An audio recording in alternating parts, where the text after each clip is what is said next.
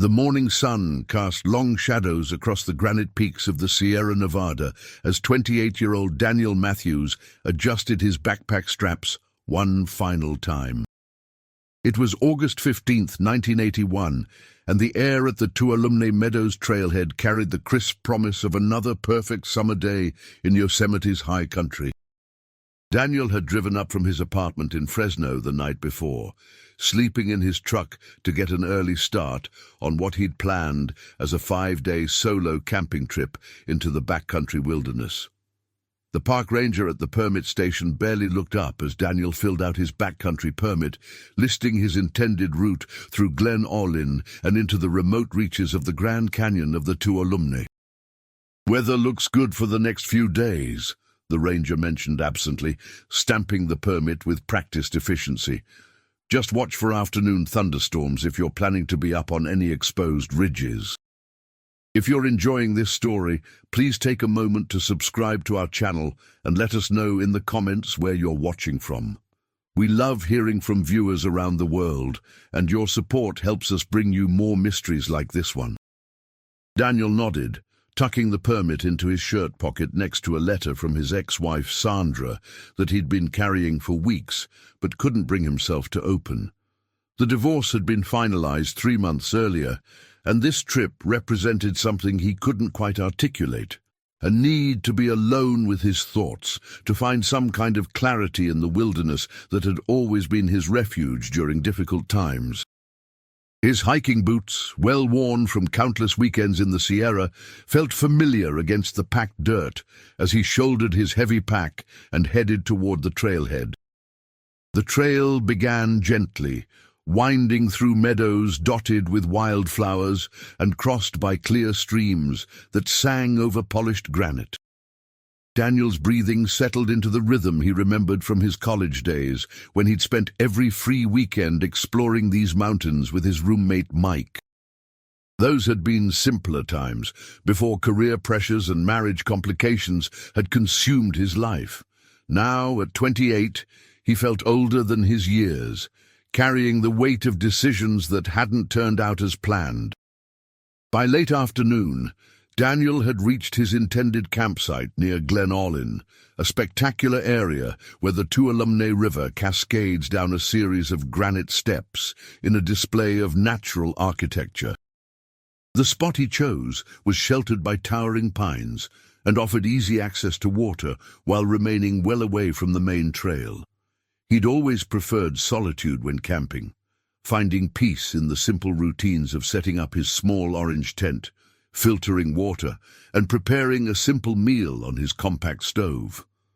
As evening approached, Daniel sat on a fallen log near his tent, writing in his journal, a habit he'd maintained since his teenage years.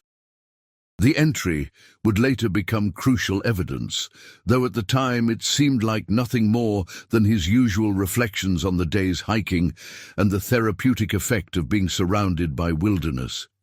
He wrote about the clarity of the air, the way the granite seemed to glow in the fading light, and his hope that this trip would help him figure out his next steps in life.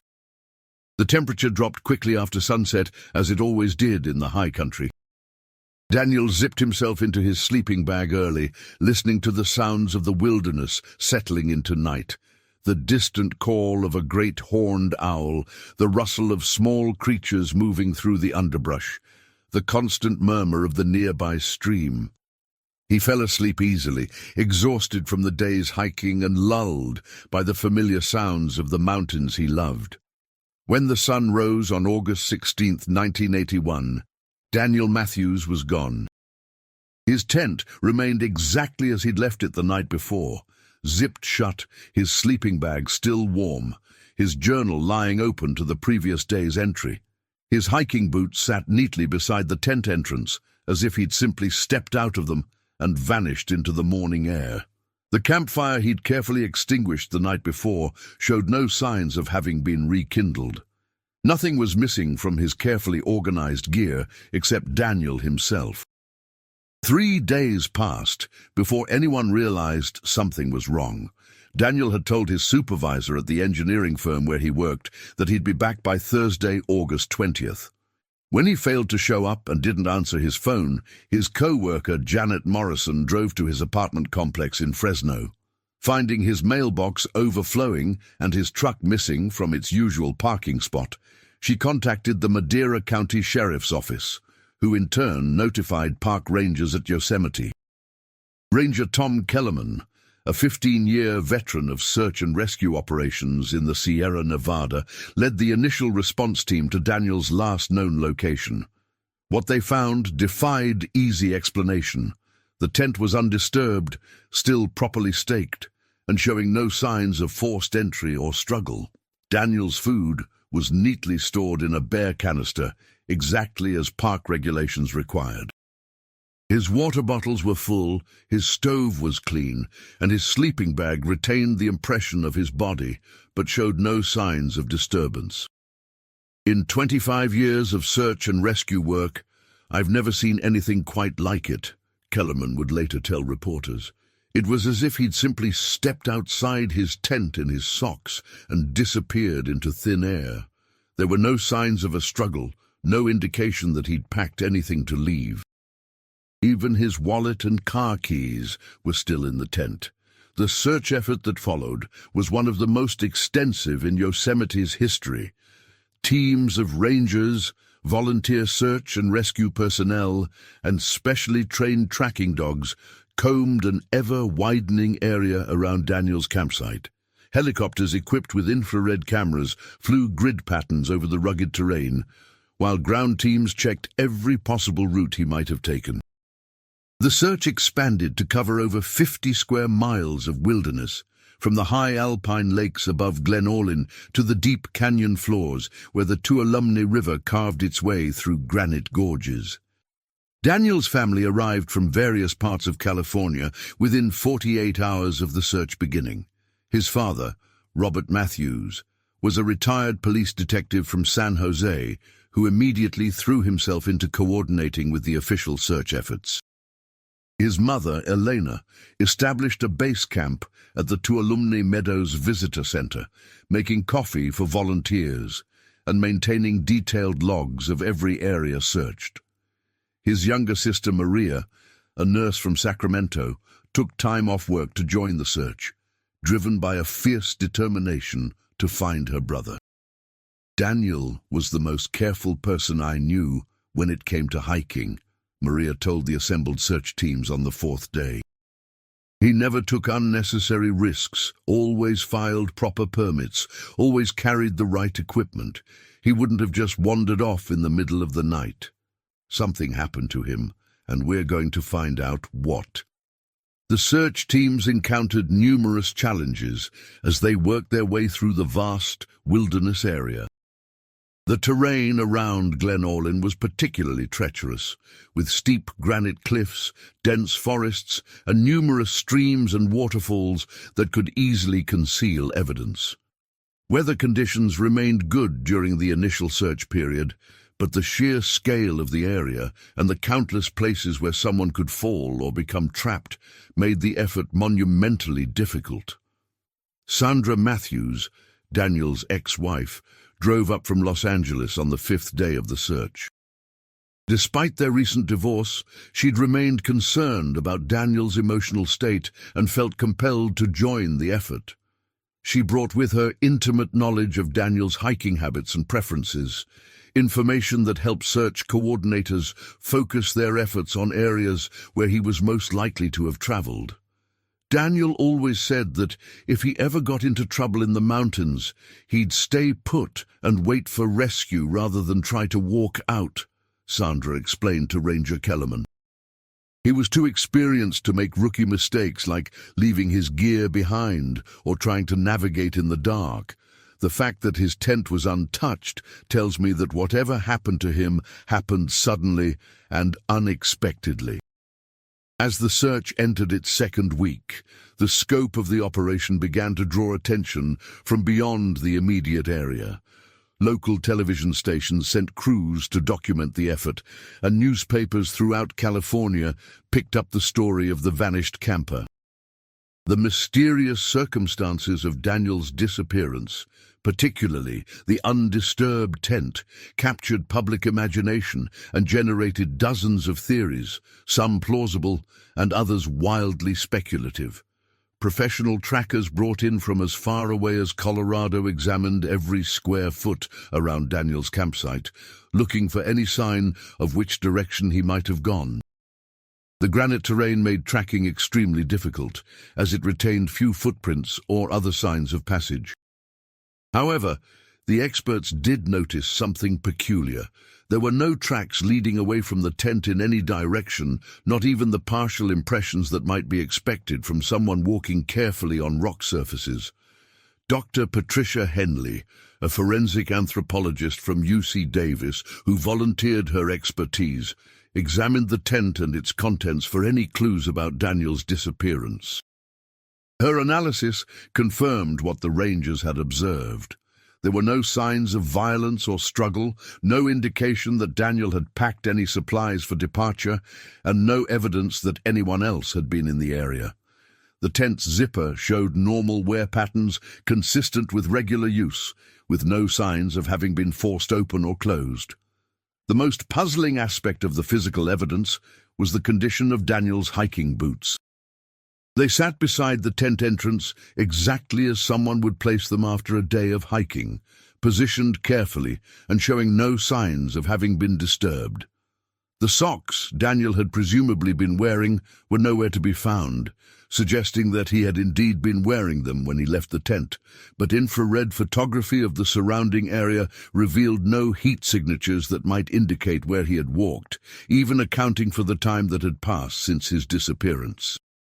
Family members and friends provided detailed information about Daniel's state of mind in the weeks leading up to his camping trip. While the divorce had certainly been difficult, those closest to him insisted that he was not suicidal and had been making plans for his future. His supervisor confirmed that Daniel had been performing well at work and had expressed interest in a promotion that would become available later that year. His sister Maria noted that he'd seemed more optimistic during their last phone conversation than he had been in months. As August turned to September, the intensive search efforts began to wind down. Ranger Kellerman and his teams had covered every accessible area within a reasonable distance of Daniel's campsite, often multiple times and using different search techniques. The California National Guard had provided helicopter support for aerial searches of the most remote and inaccessible areas. Volunteer groups had examined countless caves, crevices, and potential hiding places where someone might have taken shelter or become trapped. Robert Matthews, drawing on his experience as a police detective, began developing his own theories about what might have happened to his son. He spent hours studying topographical maps of the area, consulting with geologists about potential hazards like hidden crevasses or unstable rock formations that might have claimed Daniel. He interviewed every person who had been in the area around the time of the disappearance, looking for any detail that might provide a clue. One interview proved particularly intriguing. A group of backpackers from Berkeley reported that they had camped about 2 miles from Daniel's location on the night of August 15th. They recalled hearing what sounded like voices carrying across the wilderness around midnight, though they couldn't make out words or determine the direction from which the sounds came. Mountain acoustics could be deceptive, they acknowledged, and sounds could travel for miles under the right atmospheric conditions. Elena Matthews found herself unable to accept that her son had simply vanished without a trace. She organized additional volunteer search efforts even after the official search was called off, enlisting the help of experienced hikers and climbers who donated their time to continue looking for any sign of Daniel. These volunteer efforts continued sporadically throughout the fall of 1981 and resumed each spring when the snow melted enough to make the high country accessible again. The case attracted the attention of several missing persons specialists and amateur detectives who offered their theories and assistance. Some suggested that Daniel had suffered a medical emergency and wandered away from his campsite in a confused state, possibly falling into one of the many deep pools or swift-running streams in the area. Others theorized that he had encountered dangerous wildlife, though bears and mountain lions rarely attacked humans in that region, and there would likely have been signs of such an encounter. By the first anniversary of Daniel's disappearance, the case had become one of the most perplexing missing person cases in the history of the Sierra Nevada. The National Park Service had modified some of its search and rescue protocols based on lessons learned during the extensive search effort, but Daniel Matthews remained as mysteriously absent as ever. His family continued to visit the area regularly, maintaining hope that new evidence might eventually emerge. Years began to pass with no developments in the case. Daniel's family gradually learned to live with the uncertainty, though they never stopped wondering what had happened to him. Eleanor Matthews kept his room exactly as he had left it, changing the sheets regularly and dusting his hiking gear as if preparing for his return. Robert Matthews continued investigating the case on his own time, following up on occasional tips and sightings that invariably led nowhere. Maria Matthews completed nursing school and eventually moved to Portland, Oregon, where she worked in a trauma unit at a major hospital. The experience of searching for her brother had sparked an interest in emergency medicine, and she found purpose in helping other families during their worst moments. She never married, explaining to friends that the unresolved loss of her brother had made it difficult for her to fully trust in the permanence of relationships. Sandra Matthews remarried in 1984, though she never forgot about Daniel or stopped wondering about his fate. She occasionally contacted the Madera County Sheriff's Office to inquire about any new developments in the case, but the answers were always the same. The file remained open, but with no new evidence or leads, there was little active investigation continuing. The case began to fade from public attention as other mysteries and tragedies claimed the headlines. Occasionally, a hiking magazine or true crime publication would feature an article about Daniel's disappearance, usually focusing on the mysterious circumstances and the undisturbed tent. These articles would sometimes generate new tips or theories from readers, but none ever led to significant developments. Ranger Tom Kellerman retired in 1993, but continued to think about the Daniel Matthews case regularly. He had participated in dozens of search and rescue operations throughout his career, successfully locating most missing persons, either alive or deceased. The cases that stayed with him were the ones where people had simply vanished without explanation, leaving behind only questions and grief. Daniel's case was the most puzzling he'd ever encountered. During the 1990s, advances in search and rescue technology raised hopes that new tools might help solve old mysteries. Ground-penetrating radar systems became more sophisticated and portable, allowing teams to search for buried remains more effectively. DNA analysis techniques improved dramatically, making it possible to identify human remains from smaller and more degraded samples. However, these advances were only useful if there was some physical evidence to analyze, and in Daniel's case, no such evidence had ever been found. Amateur investigators and true crime enthusiasts continued to discuss the case in online forums that emerged as the internet became more widely accessible. These discussions generated numerous theories, ranging from the plausible to the bizarre. Some suggested that Daniel had been abducted by other humans, though the remote location and lack of evidence made this seem unlikely. Others proposed that he had deliberately disappeared to start a new life elsewhere, but this theory conflicted with everything known about his character and circumstances.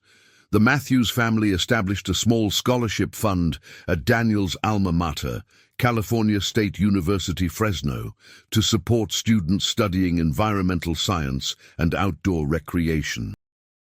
The annual scholarship ceremony became an opportunity for family members to remember Daniel and to keep his memory alive in a positive way.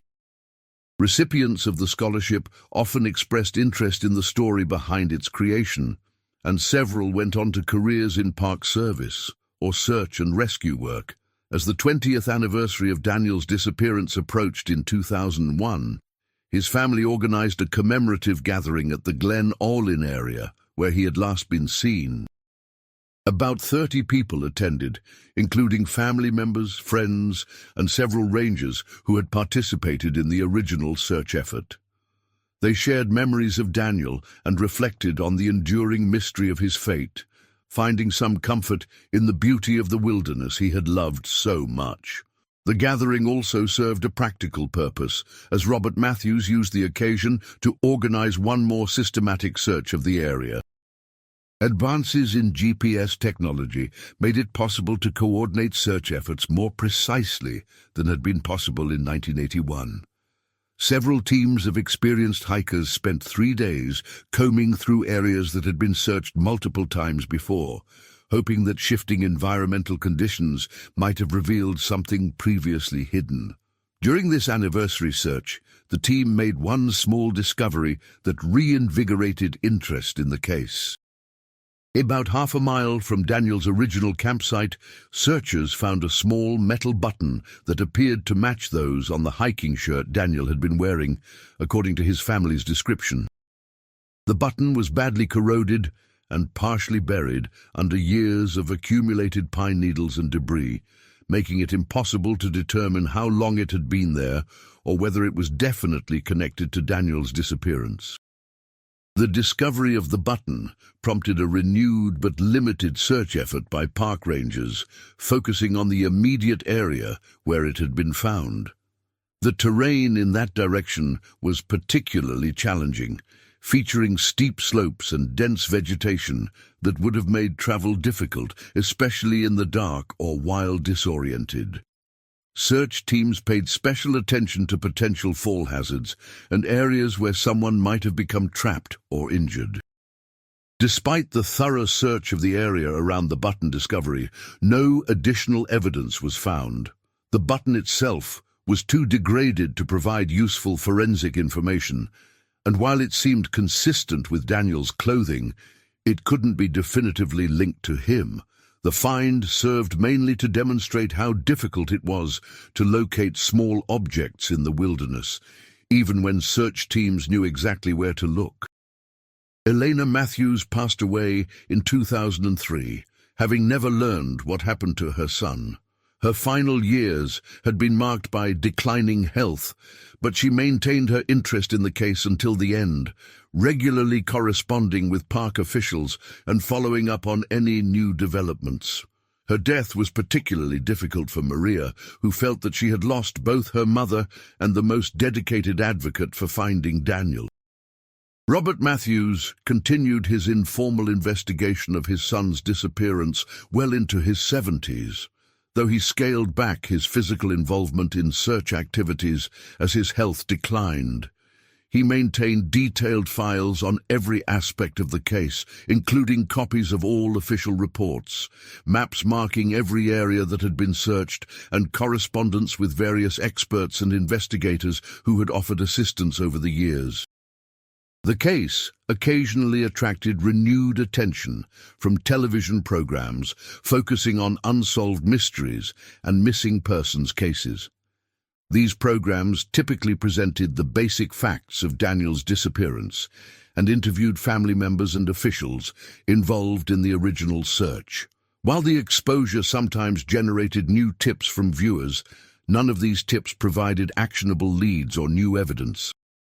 In 2004, Maria Matthews decided to organize what she announced would be a final comprehensive search effort for the 23rd anniversary of her brother's disappearance. She had used vacation time and personal savings to fund previous anniversary searches, but the financial and emotional cost was becoming too great to sustain indefinitely. She felt that one last intensive effort might provide closure, regardless of whether it located Daniel or additional evidence.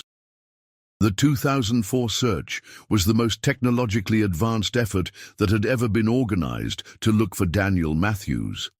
Maria had contacted several companies that specialized in search and rescue equipment, and they had donated the use of advanced ground-penetrating radar systems, thermal imaging equipment, and GPS-guided metal detectors. A team of volunteer experts in various relevant fields participated in the effort, including geologists, forensic specialists, and experienced search and rescue coordinators. The weather during the 2004 search was ideal, with clear skies and mild temperatures that allowed teams to work efficiently in the challenging terrain around Glen Aulin.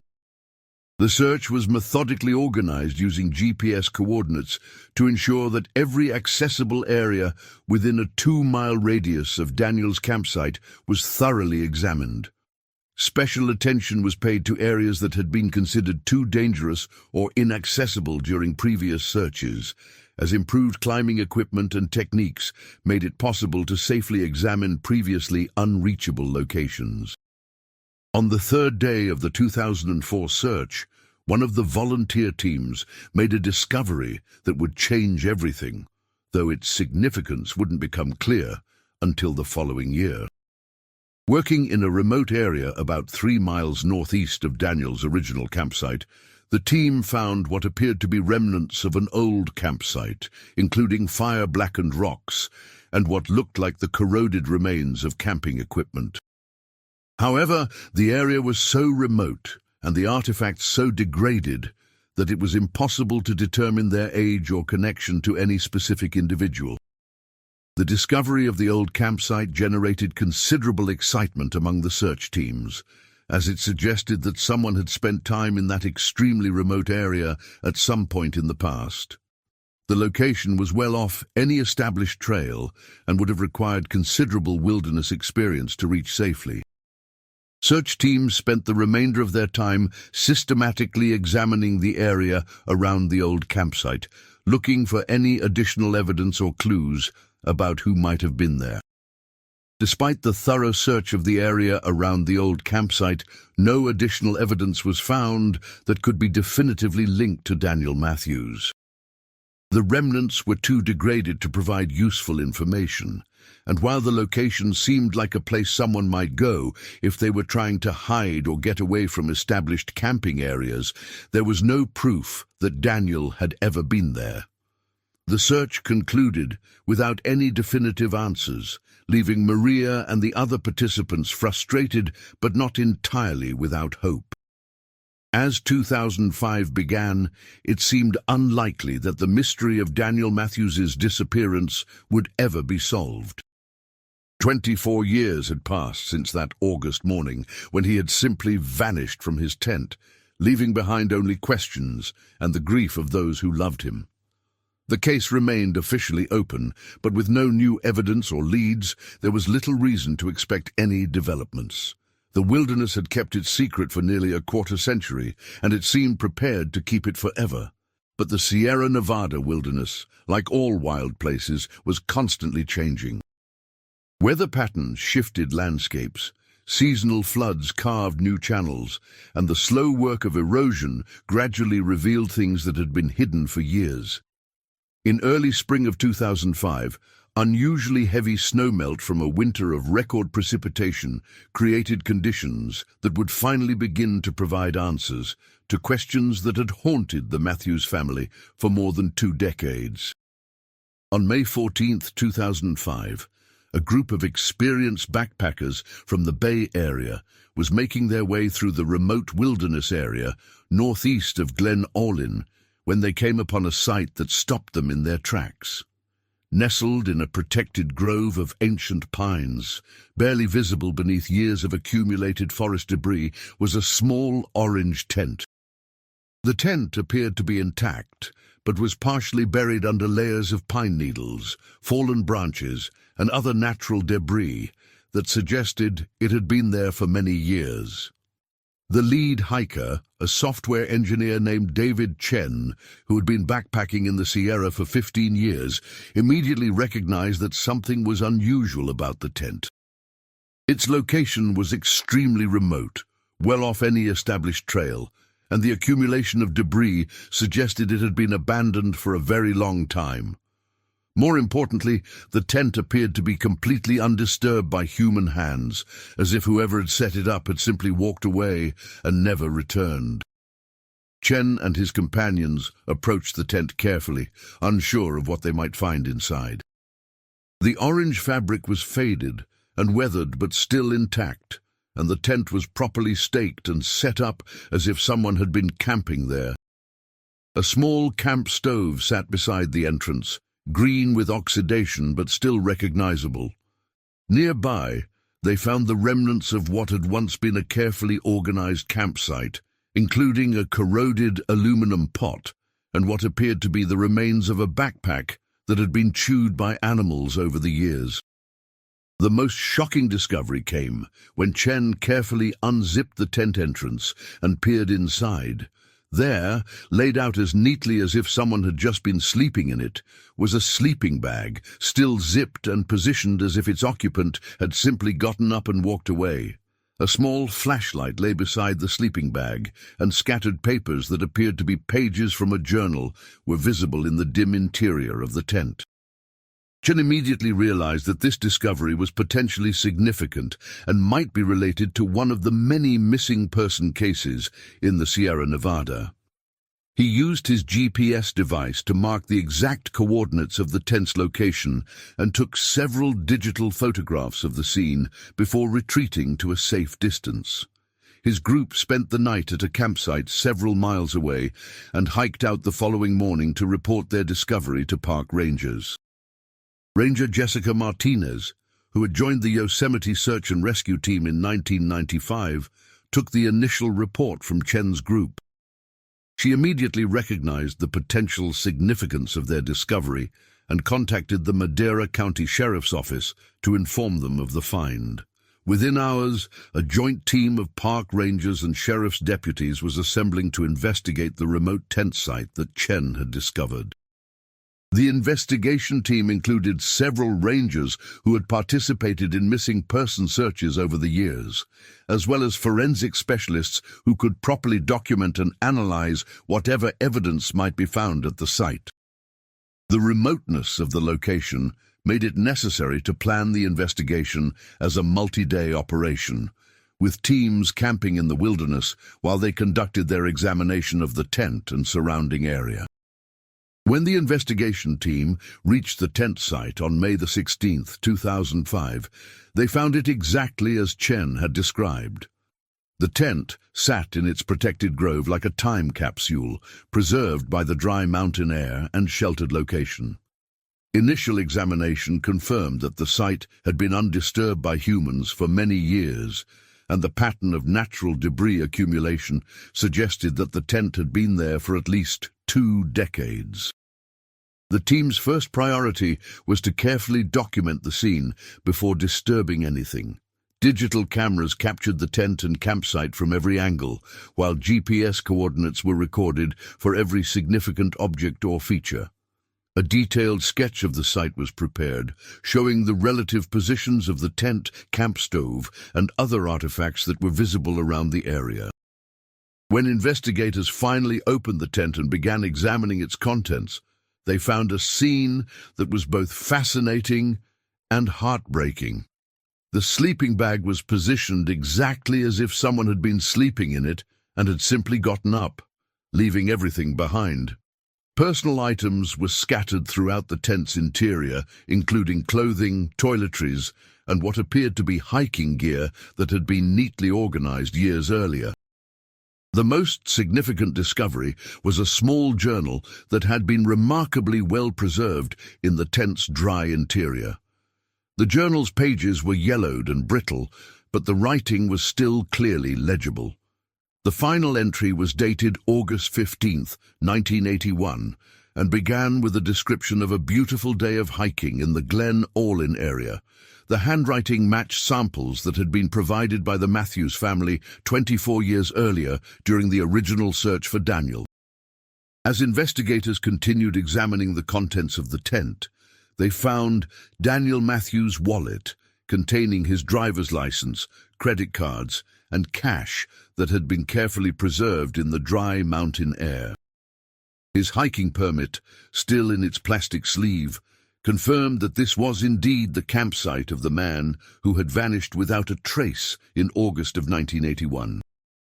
But the location of the tent, more than 3 miles from where Daniel had originally set up camp, raised immediate questions about what had happened during his final days.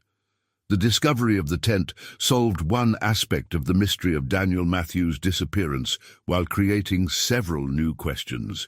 It was now clear that Daniel had not simply vanished from his original campsite at Glen Aulin, as everyone had believed for 24 years. Instead, he had moved to this remote location for reasons that remained unclear, but what had happened to Daniel himself remained as mysterious as ever. Maria Matthews received the phone call about the tent's discovery while she was at work at Portland General Hospital. The news was simultaneously thrilling and devastating. Finally, after 24 years, there was concrete evidence about what had happened to her brother, but his ultimate fate remained unknown. She immediately requested emergency leave from her job and drove through the night to reach Yosemite, arriving at park headquarters as investigators were still processing the evidence from the tent site. The reunion between Maria and her brother's belongings was emotionally overwhelming. She identified items of clothing, recognizing shirts and hiking gear that she remembered Daniel wearing on previous camping trips. His journal entries, describing his thoughts and experiences during his final days, provided an intimate glimpse into his state of mind that his family had wondered about for more than 2 decades. Reading Daniel's journal entries, investigators began to piece together a timeline of his final days that differed dramatically from what everyone had assumed for 24 years. The entries revealed that Daniel had not disappeared on the night of August 15th, as originally believed. Instead, he had spent several more days at his original campsite before deciding to move to the remote location where his tent was eventually discovered. According to his journal, Daniel had initially planned to spend only 1 night at Glen Aulin before continuing deeper into the wilderness. However, he had been troubled by the letter from his ex-wife that he had been carrying, and after finally reading it on his second day, he had decided to extend his trip to spend more time processing his emotions and thinking about his future. The letter, which was also found in the tent, contained Sandra's expression of regret about their divorce and her suggestion that they might consider reconciliation. Daniel's journal entries from August 16th and 17th described his internal struggle over whether to cut his trip short and return to talk with Sandra about the possibility of reconciliation, or to continue with his planned wilderness experience to gain clarity about what he really wanted from life. He wrote about feeling torn between his desire to rebuild his marriage and his growing sense that he needed to establish his own identity independent of his relationship with Sandra. On August 18th, according to his journal, Daniel had made the decision to move his campsite to a more remote location where he could spend additional time alone with his thoughts without the possibility of encountering other hikers or park rangers. He had carefully packed all of his gear and hiked to the location where his tent was ultimately found, a journey that would have taken most of a day given the difficult terrain and the weight of his equipment. The journal entries from his final days at the remote campsite revealed Daniel's growing sense of peace with his decision to move forward with his life independently. He wrote about feeling grateful for the time he had spent with Sandra, but recognizing that they had grown in different directions and that their marriage had ended for good reasons. He described plans to return to Fresno, focus on his career, and perhaps begin dating again after taking some time to heal emotionally. The final journal entry, dated August 21st, 1981, was incomplete and ended mid-sentence. Daniel had been writing about his plans to hike out the following morning and return to his normal life when the entry abruptly stopped. There was no indication in the writing of any distress or concern, and the handwriting appeared normal and steady throughout the passage. Investigators conducted an intensive search of the area around Daniel's remote campsite, looking for any clues about what had happened to him after that final journal entry. The terrain in the immediate vicinity was challenging, but not extremely dangerous, featuring steep slopes and rocky outcroppings, but no obvious fall hazards or other immediate threats. Search teams examined every crevice, cave, and potential hiding place within a mile radius of the tent site. The search around the remote campsite was complicated by the passage of 24 years and the changes that time had brought to the landscape. Seasonal flooding, rock slides, and the natural processes of forest growth and decay had altered the area significantly since 1981. Areas that might have been accessible to someone hiking in 1981 were now blocked by fallen trees or changed by erosion, while new paths had been created by natural forces. Despite the intensive search effort, no trace of Daniel Matthews was found beyond his tent and its contents. The investigation team used the most advanced search techniques available, including ground-penetrating radar, to look for buried remains and trained search dogs to detect any trace scents that might have persisted after so many years. The dogs showed some interest in areas near the campsite, but were unable to establish any definitive trail or location where Daniel might have gone. Dr. Patricia Henley, the forensic anthropologist who had consulted on the original search in 1981, was brought back to examine the newly discovered evidence. Her analysis of the tent site confirmed that it had been abandoned suddenly, with no indication that Daniel had packed any supplies or planned to leave permanently. The condition and arrangement of items in the tent suggested that he had expected to return, possibly after a day hike or other short expedition from his base camp. One theory that emerged from the investigation was that Daniel had suffered some kind of medical emergency while away from his campsite, perhaps during a day hike to explore the surrounding area. A heart attack, stroke, or similar sudden medical event could have incapacitated him in a location where his remains might never be found, especially given the challenging terrain and the passage of so many years. However, there was no evidence in his journal or personal history to suggest that he had been experiencing health problems.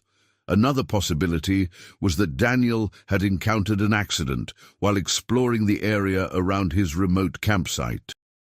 The Sierra Nevada wilderness contained numerous hazards that could prove fatal to even experienced hikers, including loose rock that could cause falls, swift-running streams that could sweep someone away, and hidden crevasses that could trap an unwary traveler. Any of these hazards could have claimed Daniel's life in a location where his remains would be extremely difficult to find. The discovery of Daniel's tent and personal effects provided some measure of closure for his family while raising new questions about his final days. Maria Matthews found some comfort in reading her brother's journal entries and learning that he had found a sense of peace and direction before his disappearance. The knowledge that he had not suffered from depression or despair during his final days was reassuring, even though the mystery of his ultimate fate remained unsolved. Robert Matthews, now in his 80s and in declining health, was deeply moved by the discovery of his son's tent, but frustrated that the ultimate question of what happened to Daniel remained unanswered. He spent his remaining years studying the new evidence and developing theories about his son's final days, but he passed away in 2007 without ever learning Daniel's complete story. The tent and its contents were eventually returned to Maria Matthews after the investigation was completed. She decided to donate most of Daniel's hiking equipment to search and rescue organizations, feeling that her brother would have wanted his gear to be used to help other people in the wilderness. She kept his journal and a few personal items, treasuring them as the final communication from a brother she had loved deeply. The case of Daniel Matthews' disappearance remained officially unsolved, though the discovery of his tent had answered some questions while raising others. The remote location where he had spent his final days became something of a pilgrimage site for Maria and other family members who would occasionally make the difficult hike to visit the place where Daniel had found peace in his final days. In the years following the tent's discovery, the case continued to attract attention from investigators and amateur sleuths interested in missing persons cases. The fact that Daniel had survived for several days beyond his originally planned departure date, only to disappear so completely from his remote campsite, made his case unique among wilderness disappearances. The preservation of his tent and belongings provided an unusual glimpse into the final days of someone who had vanished without a trace. Today, more than 40 years after Daniel Matthews first set out on his solo camping trip into the Sierra Nevada, his disappearance remains one of the region's most compelling unsolved mysteries. The discovery of his tent in 2005 provided crucial insights into his final days, while demonstrating how the wilderness can preserve secrets for decades before revealing them to those persistent enough to keep searching. Daniel's story serves as a reminder of both the beauty and the danger of the wild places that continue to call to those seeking solitude and self-discovery in the mountains of California. The mystery of Daniel Matthews would find its final chapter in an unexpected way, 15 years after his tent was discovered. In 2020, during the COVID-19 pandemic, when wilderness areas saw unprecedented visitation, a group of rock climbers exploring previously uncharted granite formations about 4 miles from Daniel's remote campsite made a discovery that would finally provide answers. Deep within a narrow canyon system that had been carved by centuries of seasonal flooding, the climbers found human remains wedged in a crevice that would have been impossible to spot from above.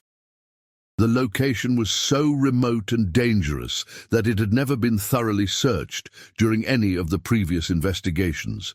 DNA analysis confirmed what many had long suspected.